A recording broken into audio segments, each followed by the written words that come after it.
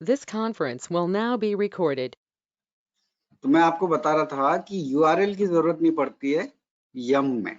तो ऐसा क्यों है? तो ये क्या करता है, हमारी जो कॉन्फ़िगरेशन फाइल है, यम की जो कॉन्फ़िगरेशन फाइल है, वहां पर उसकी कॉन्फ़िगरेशन फाइल के अंदर में एक डायरेक्टरी है repos.d करके। तो वहां पर वो सब हम लोगों को जितना भी रिक्वायर्ड है एक पैकेज डाउनलोड करने के लिए URL तक के, वो वहां पर स्टोर कर लेता है। ठीक है, वहां पे वो स्टोर करके रख लेता है कि यही से वो फिर क्या करेगा कि आप जब यहाँ पे एंटर करते हो HTTPD, तो वो रिपोजिटरी वो URL से वो वहां पर चला जाता है और उसको क्या करता है, इंस्टॉल करता है। तो URL ये भी लेता है, क्योंकि ये भी अगर आप देखना कि आपका नेट अगर कनेक्ट नहीं होगा तो आपका पैकेज डाउनलोड नहीं होगा यम से भी, क्योंकि पैकेज डाउनलोड के लिए इंटरनेट लगेगा, क्योंकि हम लोगों ने रिपोजिटरी वहीं सेव किया। लेकिन इसकी जो टेक्निक है यूज करने की, ये रिपोजिटरी कहाँ पे स्टोर करके रख रहा है, हमारे जो कंप्यूटर सिस्टम है उसका एक पूरी कॉन्फ़िगरेशन फाइल बना के रख लेता है, ताकि वो बेस URL से उसको डाउनलोड कर सके। तो ये क्या है, रिपोजिटरी क्या है, इसको अच्छे से आज हम लोग पूरा देखते हैं। तो मैं F2 में चला जाता हूँ, रूट, और यहाँ 1 2 3 4, ओके। तो मैं आपको दिखाता हूँ। तो इसकी आपको क्या देखना है, यहाँ पर मैं जिसकी बात कर रहा हूँ, तो वीम करते हैं, ठीक है, /etc/repos.d, और एक मिनट, यम रिपोज है इसका, यम, और यहाँ पे डॉट रिपोज डॉट, एक मिनट, रिपोज डॉट डी। तो यहाँ पर जो हम लोग जो भी सॉफ्टवेयर इंस्टॉल करते हैं ना, तो ये यहाँ से उसको इंस्टॉल करता है। CentOS के बाद में कौन कौन सी है फाइल, देखिए यहाँ पे दिखा है बेस, तो ये एंटर कर देते हैं। तो ये देखिए यहाँ पर ये रिपोजिटरी की जो भी डाटा निर्धारित हो, ये बेस URL है, यहाँ पर लिखा है। तो यही हम लोग कहाँ से कॉपी करते थे, इसी तरीके से बेस URL हम लोग वहाँ RPM में कॉपी करना पड़ता था। देखिए ये मिरर लिस्ट है, ये सब इंफॉर्मेशन पहले से स्टोर करके रख दिया है यम टूल ने, और वो हम लोग जब भी कोई कमांड यूज करते हैं तो इसी रिपोजिटरी में जाके वो ढूंढता है और पैकेजेस हमारे इंस्टॉल करके देता है। तो आज हम लोग क्या करेंगे, आज हम लोग अपनी खुद की एक रिपोजिटरी बनाएंगे, और उसमें जो पैकेजेस हम लोग डाउनलोड करेंगे उसमें स्टोर करके रखेंगे, ताकि हमको कनेक्टिविटी इंटरनेट की जरूरत ना पड़े।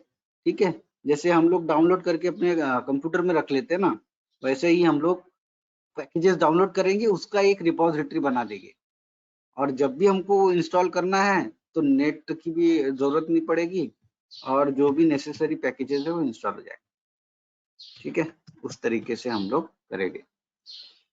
वो देखने से पहले हम लोगों ने जो कल पैकेज रिमूव किया था, यम जैसे रिमूव किया था, मैं पैकेज चेक कर लेता हूँ पहले, RPM-Q HTTPD, ये पैकेज मेरे पास प्रेजेंट है कि नहीं मैं चेक कर रहा हूँ। तो यहाँ पे देखिए नहीं बता। तो उसी तरीके से पहले इसको इंस्टॉल करते हैं, यम इंस्टॉल HTTPD, ठीक है। तो यम से इस तरीके से आप इंस्टॉल कर सकते हैं। तो अभी देखिए यहाँ पर क्या लिख के आ रहा है आपको, HTTPD इंस्टॉल करके एक ही लिख के आ रहा है, क्योंकि पिछली बार जब मैंने अनइंस्टॉल किया था, रिमूव किया था, तो मैंने डिपेंडेंसी नहीं रिमूव की थी। तो इसको जो डिपेंडेंसी चाहिए ये ऑलरेडी प्रेजेंट है इसके अंदर।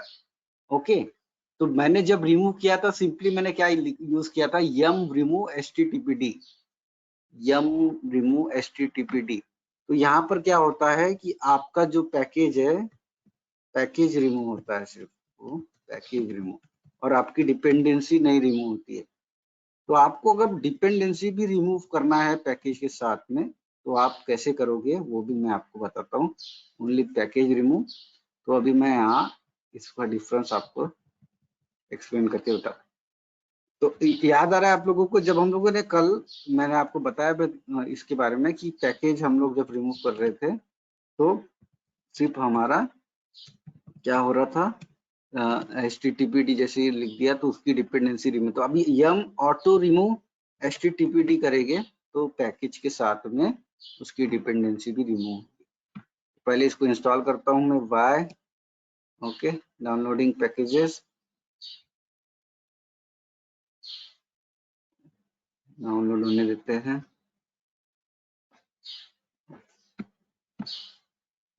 क्या होगा इसको, ओके, पैकेज डाउनलोड हो रहा है।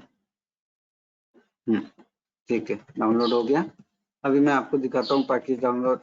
दो मेथड है देखने की, RPM से भी चेक कर सकते हैं आप, और एक हमारे पास yum इंस्टॉल है उससे भी। अब देखिए मैं आपको रिमूव करता हूँ, यहाँ पे देखिए yum रिमूव HTTPD करता हूँ, तो यहाँ पर देखिए सिर्फ वो HTTPD रिमूव होगा, लेकिन उसके साथ की जो डिपेंडेंसी थी पहले की वो नहीं रिमूव हो रही है। यही हम लोगों ने पिछली बार किया था, सिर्फ इतना रिमूव किया था। अगर उसके साथ की डिपेंडेंसी मुझे रिमूव करना है तो मुझे यूज करना पड़ेगा yum auto remove, okay, auto remove HTTPD, ठीक है, yum ऑटो रिमूव HTTPD। तो देखिए यहाँ पर डिपेंडेंसी आ रही है, removing for dependency APR util HTTP tools मिलकर।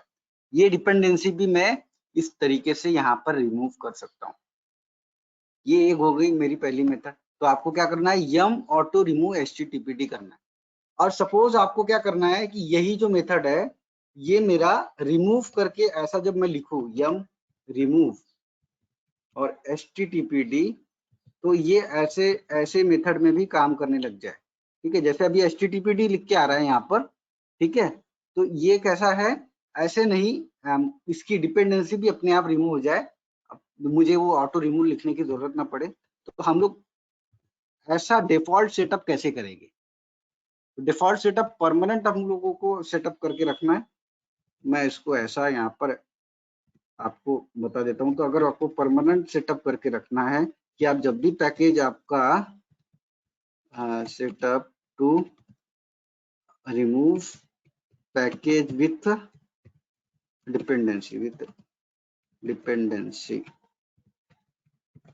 तो आपको क्या करना पड़ेगा, आपको एडिट करना पड़ेगा फाइल vim/etc yum.conf में, and edit one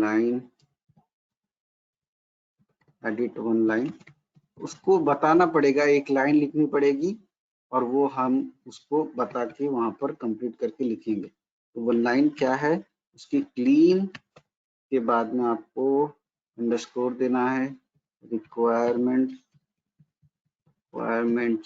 REQIRA requirements, और उसके बाद में आपको ऑन, और यहाँ हम लिखेंगे remove, okay, on remove equal to 1, ये लिखना पड़ेगा आपको लाइन, ठीक है, clean requirement on remove number 1। तो चलते हैं यहाँ पे लिखते हैं और फिर हम लोग क्या करेंगे, इसको फिर से वो यूज करके देखेंगे yum.conf, और यहाँ पर देखिए ये जो लाइन है यहाँ पे तो पूरे कमेंट है, ठीक है, इसके बाद में कुछ डाटा नहीं है तो यहीं ऐड कर देते हैं इसको। इसके लिए सबसे पहले यहाँ चले जाते हैं और यहाँ पर लिखेंगे, तो मेरा क्या था वो, क्लीन रिक्वायरमेंट्स, तो क्लीन, इसके बाद underscore requirements, okay, REQIRE, okay, requirements, ठीक है, अंडरस्कोर ऑन अंडरस्कोर रिमूव और इक्वल टू करते हैं 1, ओके, ये लिख दिया हम लोगों ने और इसको सेव कर देते हैं। अब मैं यहाँ पे आपके इंस्टॉल yum रिमूव HTTPD करके दिखाता हूँ। तो देखिए अब बिल्कुल काम कर रहा है, अब क्या कर रहा है, वो डिपेंडेंसी भी रिमूव कर रहा है। हम लोगों ने उस तरीके से सेटअप कर दिया हमारी कॉन्फ़िगरेशन फाइल को।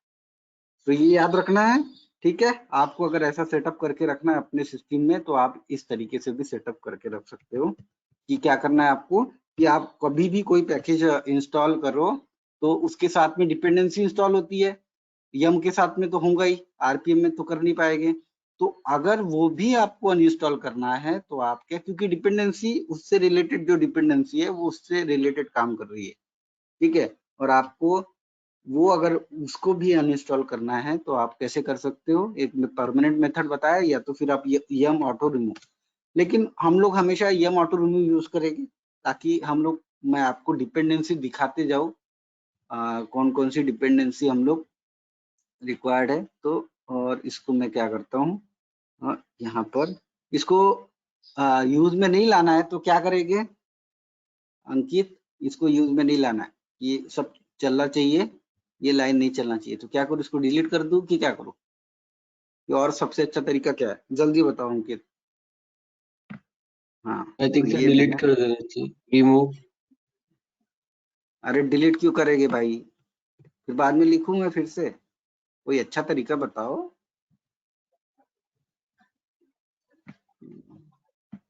और क्या तरीका है, क्लीन रिक्वायरमेंट हो गया, परमानेंट सेटअप हो गया, ठीक है, और यहाँ होगा नहीं कॉन्फ्लिक्ट।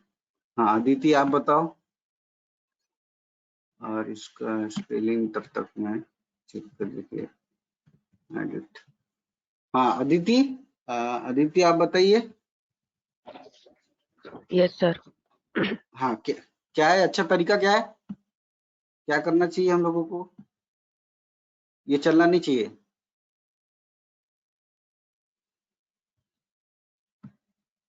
जल्दी बताइए।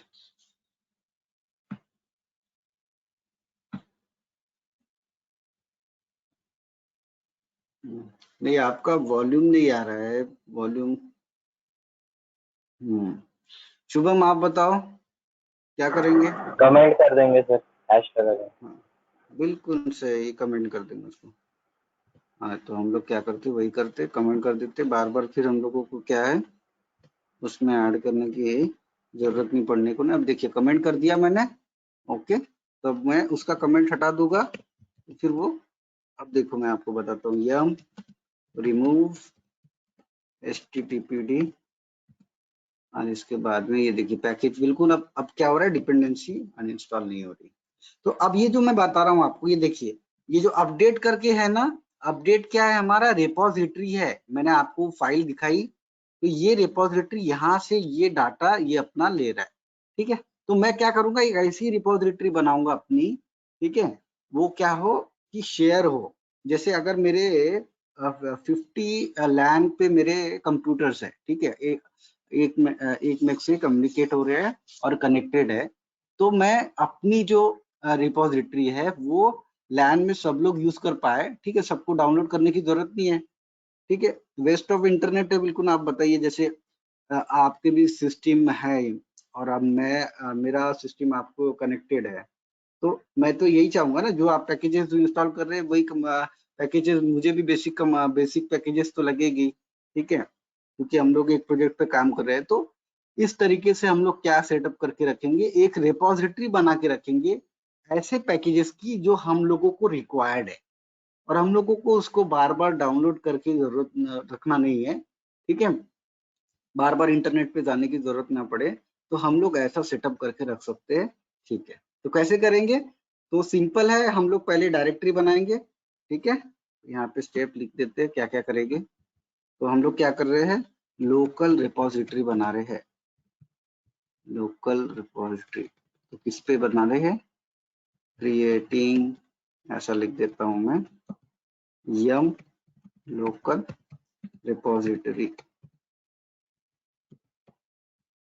तो सबसे पहले हम लोग क्या, स्टेप वाइज चलते हैं, पहले डायरेक्टरी बनाते हैं, मेक डायरेक्टरी, उसके बाद में उसके अंदर में डाउनलोड करेंगे पैकेजेस, डाउनलोड पैकेजेस, ओके, और उसके बाद थर्ड जो हमारी प्रोसेस है, थर्ड हम लोग क्या करेंगे, डाउनलोड कर लेंगे पैकेजेस, और उसके बाद हम लोग उसमें रेपो डेटा करेंगे। तो पहले इतना प्रोसेस करते हैं, फिर क्रिएट रेपो क्या है और वो क्या है ये मैं आपको बताते जाऊंगा जैसे जैसे हम लोग करते जाएंगे, ठीक है। तो यहाँ पर मैं इसे नो कर देता हूँ, ओके, यहाँ पे दिख रहा है ये डाटा आप लोगों को इम्पोर्टेंट है, ठीक है, कौन से रिपोजिटरी से ये डाउनलोड हो रहा है ये आपको समझ में आ रहा है। तो मैं सबसे पहले mkdir डायरेक्टरी बनाता हूँ, तो लोकल करके डायरेक्टरी बनाते हैं, ठीक है, स्लैश लोकल, ठीक है, और नाम इसमें देने की जरूरत नहीं, लोकल करके लिख देता हूं मैं लोकल। तो स्लैश में बना रहा हूं मैं, ठीक है। तो ये इसका पाथ मेंशन करना होता है, इसीलिए आपको याद रहना चाहिए कि आपने ls स्लैश, तो यहाँ पर देखिए चेक करते हैं लोकल कहाँ है, तो लोकल यहाँ पे प्रेजेंट है, लोकल प्रेजेंट है। अब मैं रिपोजिटरी के अब इसके अंदर में पैकेजेस डाउनलोड करना है, तो cd स्लैश लोकल, ओके।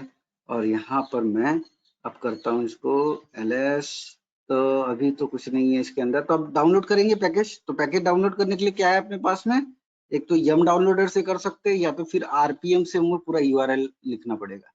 तो हम सिंपल मेथड चलते हैं, यम डाउनलोडर।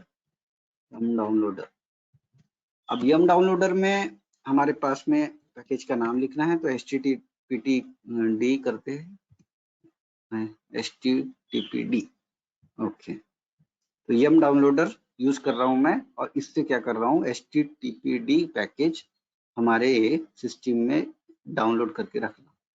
इससे क्या होगा कि इसके अंदर में जो पैकेज है वो मेरा पैकेज कहाँ पर इंस्टॉल होगा, ये इंस्टॉल होगा कहाँ पर, यहाँ पर लोकल में इंस्टॉल। तो देखते हैं हम लोग पैकेज इंस्टॉल हो गया कि नहीं। हाँ बिल्कुल पैकेज इंस्टॉल हो गया यहाँ पर, ठीक है। पहले नेटवर्क अनरीचेबल बता रहा था, फिर उसके बाद में वो उसको स्टेबल होने के बाद में डाउनलोड कर लिया इसने। तो ये पैकेज डाउनलोड हो गया इसके अंदर। अब मुझे क्या करना है, ये पैकेज मैं अभी आपको एक ही ये दिखा रहा हूँ कि एक हम लोग कैसा है कि एक जो पैकेज है हमारे सिस्टम में, हमारी एक रिपोजिटरी में सेव कर रहे हैं, ठीक है। आप उस तरीके से बहुत सारे पैकेजेस इंस्टॉल करके सेव कर सकते हैं, ठीक है। जैसे आपका ट्री हो गया, ठीक है, यम डाउनलोडर, चलिए ठीक है, और एक कर लेते हैं यम डाउनलोडर ट्री, ओके। तो ट्री भी इंस्टॉल कर लिया मैंने, ls करता हूँ तो देखिए ट्री भी यहाँ पे दिख रहा है। तो ये क्या रहेगी, ये मेरी रिपोजिटरी बन रही है। लोकल क्या है, रिपोजिटरी। मैंने आपको बताया था रिपोजिटरी क्या है, सिर्फ कलेक्शन है, पैकेजेस के कलेक्शन है जो इंटरनेट पे शेयर होता है। इंटरनेट पे शेयर होता है, जब हम लोग यूज करते हैं तब वो इंटरनेट पे शेयर रहता है, लेकिन अभी हम लोग क्या कर रहे हैं, लोकल पे शेयर अपने इसमें रख रहे हैं, इसको डाउनलोड करके रख रहे हैं फिर, और हम लोग अपने सिस्टम में जो भी लैन से कनेक्टेड रहेंगे उनको शेयर करेंगे, ताकि मुझे बार बार डाउनलोड करने की जरूरत ना पड़े। तो httpd हो गया, ट्री हो गया। तो अब नेक्स्ट स्टेप क्या है, इसका रेपो डेटा क्रिएट करना पड़ेगा, ठीक है। रेपो डेटा क्या रहता है कि ये अपनी जितनी भी एक रिपोजिटरी बना दी है हम लोगों ने, पैकेजेस बना लिए, तो ये जब सर्च करेगा तो इसका पूरा एक मेटा डेटा रहेगा इस रिपोजिटरी का, और वो उसको सर्च करते हुए आपको डाउनलोड करके मिलेगा, ठीक है। यानी हमको कौन सी रिपोजिटरी से डाउनलोड करना है वो मेंशन करने के बाद जब उसका मेटा डेटा रहेगा तभी वो उसको कर पाएगा। तो मेटा डेटा जैसे हम लोगों ने डिस्कस किया था पिछली बार भी, डाटा ऑफ डाटा जो था, डाटा ऑफ डाटा मतलब फाइल के जो डाटा रहता है वो हमारा मेटा डेटा रहता है, ठीक है। तो हम लोग क्या करेंगे, क्रिएट करेंगे। तो क्रिएट करने के लिए आपको यहाँ पर लिखना है क्रिएट रेपो,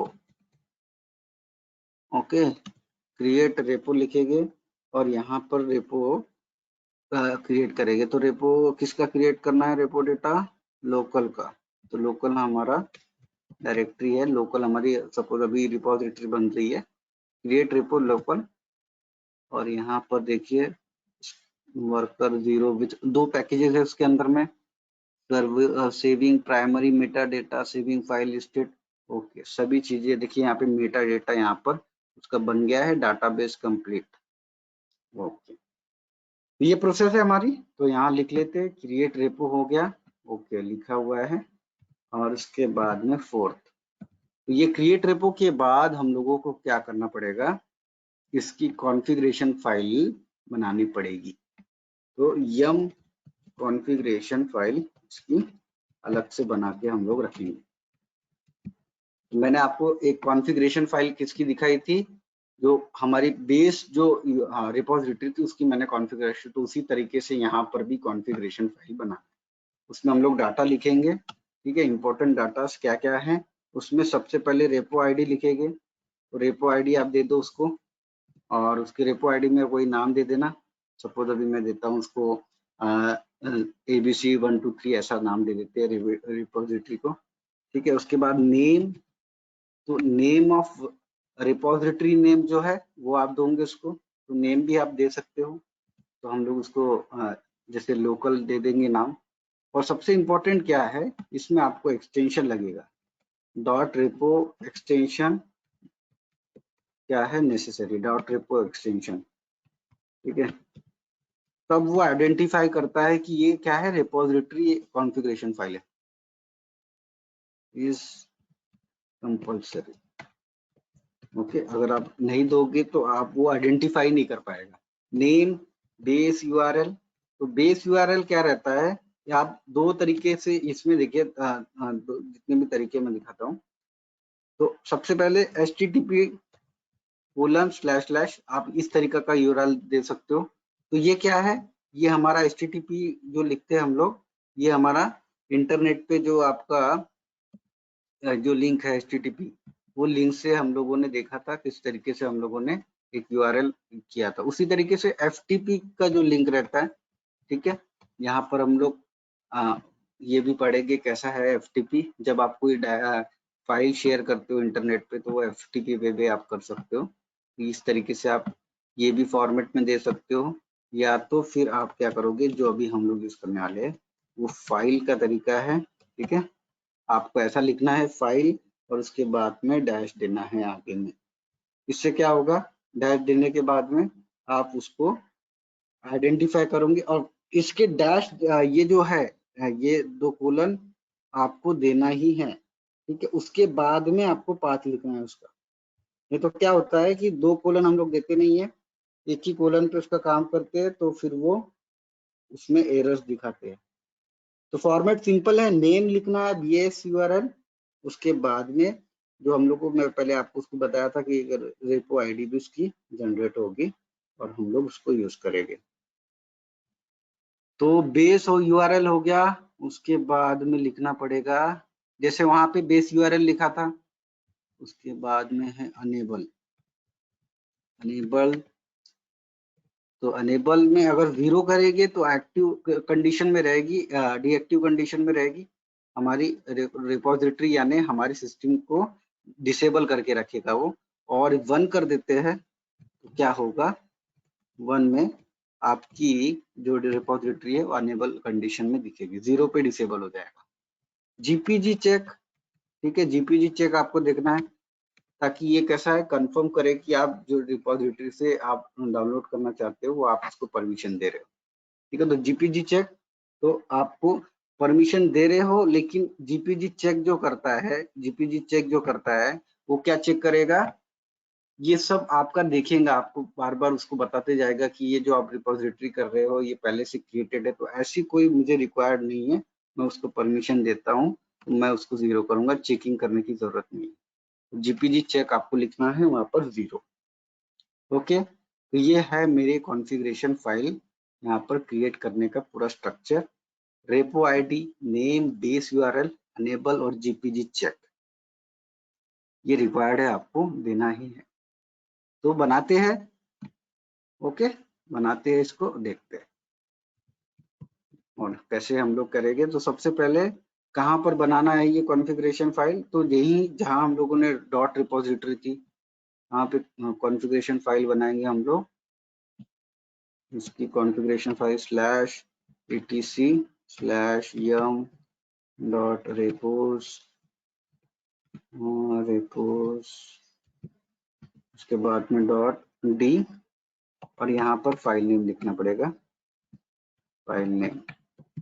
फाइल नेम में डॉट रेपो देना ही है। फिर से मैं आपको इसको एक बार फिर से मैं बता दूं, तो करते हैं vim/etc/ करेंगे yum.repos और .d। ठीक है। ये कैसा है, स्ट्रक्चर रहता है कोई भी इसका रिपोजिटरी। अब जब से यम रिपोजिटरी बनी है तो जैसे कि इन्होंने उसका स्ट्रक्चर डिफाइन करके रखा है कि जो जो डाटा आप इस तरीके से फॉर्मेट में लिखिए, तब मैं अंडरस्टैंड कर पाऊंगा कि आपकी रिपोजिटरी कैसी है क्या है। इसीलिए हम लोगों को पूरा फॉर्मेट उसका जैसा है वैसा ही चाहिए, ना स्पेलिंग मिस्टेक होना ना कुछ नहीं होना। इसलिए जब भी कॉन्फ़िगरेशन फाइल आप एडिट करते हो, इसलिए मैं आपको बोलता हूँ कि बैकअप लेके रखो। ठीक है, क्या गलती हो रही है उसमें, इतना सा भी गलती हो जाएगा तो काम नहीं होता है। ठीक है, इसीलिए थोड़ा सा ध्यान से इसको कभी भी एडिट करना, बैकअप लेके रखना। तो अभी तो मुझे बैकअप लेना नहीं है क्योंकि मैं तो क्रिएट कर रहा हूँ। तो ये देखो यहाँ पर इतनी सारी रिपोजिटरी जो है मेरी बनी है, तो सेंटोस बेस के अंदर में अपडेट करके जो बना था वहां बना था, वो जो अपडेट ले रहा है HTTPD अभी डिफॉल्टली। और लेकिन मुझे क्या करना है, अभी मेरी रिपोजिटरी क्रिएट होना चाहिए। तो मैं अपनी रिपोजिटरी यहाँ पे लोकल डॉट रेपो करके बनाता हूँ। ठीक है, लोकल डॉट रेपो और यहाँ रिपोजिटरी बना। तो सबसे पहले मैंने बताया आपको क्या लिखना है, ABC 1 2 3 ऐसा लिख देते हैं। ओके, और ये मेरी रिपोजिटरी आईडी हो गई। ओके, नेम आईडी लिखते हैं। नेम आईडी में हम लोग कोई नाम लिख देते हैं, लोकल लोकल रेपो लिख देते हैं, लोकल अंडरस्कोर रेपो कर देते हैं। हाँ, उसके बाद बेस यूआरएल, बेस यूआरएल हम लोगों को क्या देना है, फाइल और एक्सटेंशन। अब यहाँ पर मुझे पाथ मेंशन करना है मेरी डायरेक्टरी का है। तो दो तो आपके जो ये है फॉरवर्ड स्लैश, ये कंपलसरी है, देना ही है। आप देखिए गूगल पे भी आप सर्च करोगे तो ऐसा ही सर्च करते हो, HTTP यूज करते, फिर 2 कोलन देके फिर आप इसका एंटर करते हो। तो अभी यहाँ पर आपको उसका पूरा फुल पाथ देना है स्लैश, और उसके बाद में डायरेक्टरी कौन सी है हमारी, लोकल। ओके, ये दे देते हैं। इसके बेस यूआरएल हो गया, अनेबल करके रखते हैं, अनेबल करके रखना है तो 1 देना पड़ेगा ताकि अनेबल रहे। और उसके बाद में जीपीजी चेक जो है, जीपीजी चेक मैं यहाँ पर इसको नहीं करने देता हूँ और मैं यहाँ तो सेव कर देता हूँ जीपीजी चेक यहाँ पे। तो मेरी रिपोजिटरी यहाँ क्रिएट हो गई। ओके, तो अब सिंपल मेथड है, क्रिएट हो गई, लेकिन सिस्टम को बताना पड़ेगा क्रिएट हुई कि नहीं हुई है। तो हम लोग क्या करेंगे, उसको यम क्लीन ऑल। अब यहाँ पर यम क्लीन ऑल करके आपसे क्या होगा कि वो फिर से सर्च करेगा, क्लीन करेगा। ठीक है, रिपोजिटरी में जो भी हमारी नई नई चीजें आपको ऐड करनी है जो हम लोगों ने चेंज किए, तो यम रेपो लिस्ट ऑल से वो क्या करेगा, चेक करेगा कि कोई और नया रिपोजिटरी ऐड हुई है कि नहीं। यम रेपो लिस्ट ऑल करना है, यम क्लीन ऑल करना है। तो करते हैं प्रोसेस यम क्लीन ऑल, और यहाँ देखिए यम क्लीन ऑल हो गया है। और इसके बाद में यम रेपो लिस्ट और ओके, देखिए मेरी ये ABC करके 1 2 3 ये बन भी गया है। तो रेपो लिस्ट में क्या होगा, वो जितनी भी हमारी रिपोजिटरी प्रेजेंट है, ये देखिए सभी दिखा रहा है इसमें रिपोजिटरी। ओके, तो ये जो आपको दिखा रहा है ना लास्ट में 2498 254, तो ये क्या है, ये है स्टेटस इसके अंदर इतने पैकेजेस है। ओके, ABC 1 2 3 के अंदर 2 ही पैकेज हमने इंस्टॉल किया तो ये दिखा रहा है, और ये अनेबल कंडीशन में। अगर मैं इसे डिसेबल करूंगा तो वो जब भी हम लोग यम इंस्टॉल करेंगे कोई चीज, तो ये रिपोजिटरी में डाटा देखेगा ही नहीं। ओके, वो सर्च ही नहीं करेगा, और उसको आप लोग क्या कर सकते हो, डिसेबल करके रख सकते हो। देखिए कितना डिसेबल करके यहाँ पर रखा हुआ। तो ये देखिए मेरी रिपोजिटरी बन गई, यहाँ पर मेरा डाटा है। ठीक है, कौन सा, HTTPD यहाँ पर मैंने करके रखा हूँ। तो अभी मैं आपको दिखाता हूँ, मैंने अनइंस्टॉल नहीं किया, इंस्टॉल ही नहीं किया था। तो अभी मैं आपको इंस्टॉल करके दिखाता हूँ, यम इंस्टॉल और यहाँ पे HTTPD।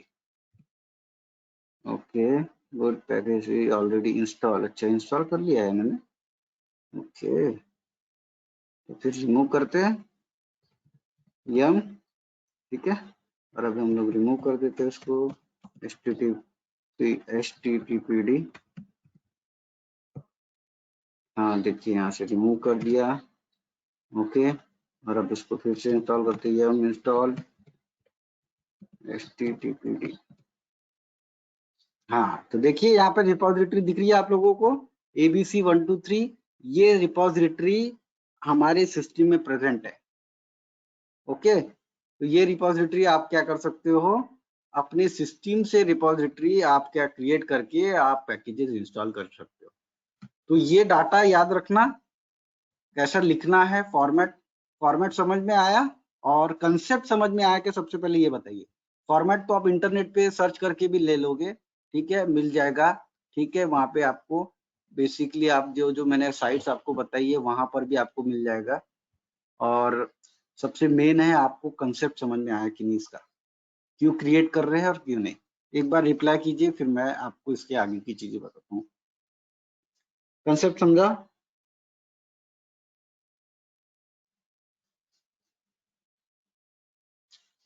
हाँ, किसी को कोई भी पूछना है तो पूछ सकते हो आप लोग। सर ये यम क्लीन ऑल क्या कर यम क्लीन ऑल जो है हमारा सिस्टम में, तो ये क्या करता है कि जो भी अगर आपकी रिपोजिटरी वहां पर जो डिसेबल अनेबल है उसको भी चेक करेगा पहले, ठीक है, यम क्लीन ऑल से। और अगर कोई रिपोजिटरी आपकी वर्किंग कंडीशन में रहेगी तो उसको भी स्टॉप करके रखेगा वो, ठीक है। अगर कोई आपका पैकेजेस वगैरह इंस्टॉल हो रहा होगा या तो कहीं प्रोसेसिंग चल रही होगी उससे रिलेटेड, तो वो उसको रोक देगा और फिर उस पर हम लोग काम करेंगे, ठीक है नया? Okay sir. ओके, हाँ जी। अरे बाकी हेलो सर। रिप्लाई क्यों नहीं कर रहा? हाँ जी हेलो। बोलिए भूषण। हाँ जी हाँ भूषण बोले। हाँ सर। सर हमने अभी एडिट की है, यम यम की जो फाइल एडिट की है अभी, जो हमने डेटा हाँ लिखे, तो हाँ जी। तो उसमें हमने हाँ सेव एंड क्विट किए हैं। सेव एंड क्विट नहीं किए सर, डायरेक्ट यम क्लीन ऑल किए। कहाँ सेव पे? एंड नहीं क्विट। नहीं, हेलो।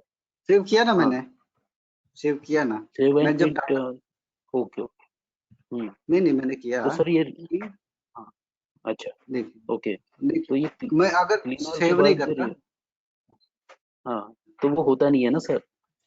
हाँ सेव नहीं करता तो मेरा रिपोजिटरी हेलो। कॉन्फ़िगरेशन फाइल बनती नहीं वहां पे। Okay okay. हाँ तो जी। एक्चुअली नेटवर्क की वजह से हुआ है शायद। हाँ, आपको दिखा नहीं होगा, नहीं कोई बात ओके। नहीं, कोई बात नहीं। हाँ हाँ देखिए ठीक, मैं, okay sir, no problem. Okay, ठीक है। सर ये क्यों क्रिएट करते हैं एक बार बता दीजिए please. Okay okay okay okay Aditya, मैं बताता हूँ आपको फिर से इसका रीजन।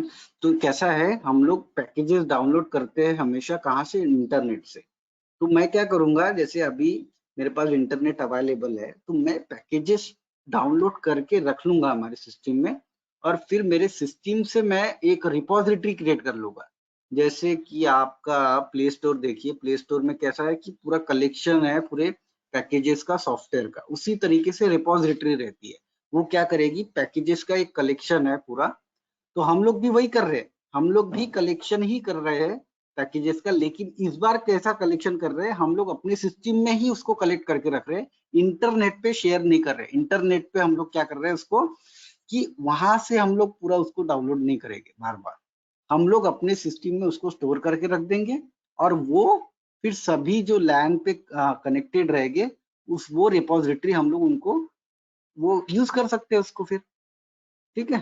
तो वो यूज करेंगे तो इंटरनेट का यूज नहीं करेंगे, तो ये एक सेफ वे है, क्योंकि आपकी रिपोजिटरी इंटरनेट पे कब तक अवेलेबल रहेगी, क्या रहेगी, आप बता नहीं सकते, ठीक है। तो इससे अच्छा मेथड सबसे ये है कि आप अपने सिस्टम में वो पैकेज स्टोर कर लो, और उसके बाद में आप क्या करो, उसको इंस्टॉल करके रख लीजिए, फिर बाद में आपको इंस्टॉल करना है तो वो भी कर सकते हैं। तो सिर्फ मेन कंसेप्ट यही है, ये सब हम लोग जो यूज कर रहे हैं, कि हम लोग अपने सिस्टम में एक लोकल रिपोजिटरी बनाना चाहते हैं, ताकि हम लोग आगे में क्या करें कि जब भी हम लोगों को पैकेजेस लगे कोई, तो मैं उसमें कर लूँ। फॉर एग्जाम्पल मैं आपको यहाँ पर बताता हूँ, जैसे गो टू मीटिंग ऐप मुझे बार बार लगेगा, ठीक है, वर्चुअल बॉक्स का जो है डाउनलोड करना मुझे बार बार लगेगा ये, तो मैं क्या करूंगा, और ये वर्चुअल बॉक्स हम लोगों ने डाउनलोड किए थे इंटरनेट से, सबसे फर्स्ट मेथड, तो वो पैकेज एक फोल्डर में बना लेता हूँ, ठीक है, और फोल्डर में बनाने के बाद में वो फोल्डर में अपने पास में रखूंगा, तो मुझे इंटरनेट की जरूरत नहीं पड़ेगी बार बार कि मैं इंटरनेट से डाउनलोड करूँ फिर उसको इंस्टॉल करूँ, वैसा नहीं होगा।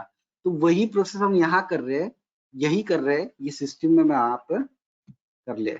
तो बाद में जब आप कनेक्टिविटी करोगे इसका किसी और तो हम लोग कैसा है, जब कनेक्टिविटी करते हैं तो ये जो रिपोजिटरी है ये भी शेयर कर सकते हैं उसमें, सिंपल। ठीक है अदिति? Yes sir. ओके, हाँ जी। और किसी को पूछना है कुछ, आप पूछ सकते हो। हेलो ठीक सर। है, हाँ जी पूछिए। सर जैसे आपने बोला अभी जैसे ये प्ले स्टोर रहता है तो उसमें बहुत सारे पैकेजेस वगैरह रहते हैं, तो अगर हाँ अपने जी, कुछ इंस्टॉल करके रहे तो उसको अपने को बाद में इंस्टॉल करने की जरूरत नहीं।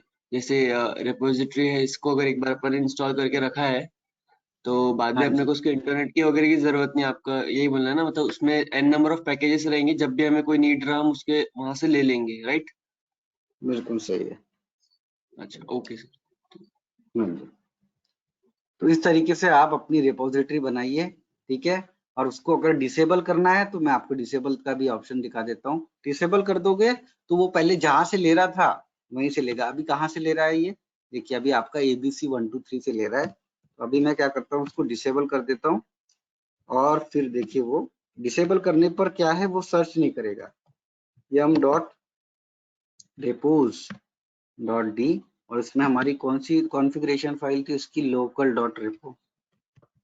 तो local.repos और gpg check enable base URL है, नेम है, तो enable को यहाँ पर मैं 0 कर दूंगा।